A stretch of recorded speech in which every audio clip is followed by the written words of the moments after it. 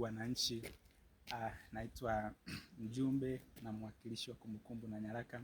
Leo ningependa tuzungumzie jambo muhimu sana ambalo ni utunzaji wa kumbukumbu na nyaraka. Utunzaji wa kumbukumbu na nyaraka ni rasilimali muhimu sana katika maisha ya dunia sasa tunayoishi. Kwa leo ningependa tuzungumzie sana juu ya faida za utunzaji wa kumbukumbu pamoja na nyaraka.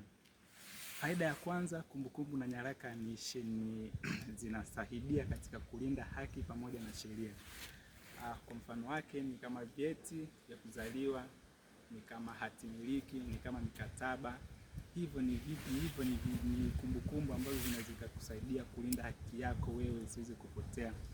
Faida nyingine ni kwamba kumbukumbu zinasaidia katika kufanya maamuzi sahihi. Ukiangalia katika taasisi, katika familia, katika mtu binafsi, mfanyabiashara yoyote, lazima utatumia kumbukumbu katika kufanya maamuzi ya kitu chochote kinachohusiana na issue yako.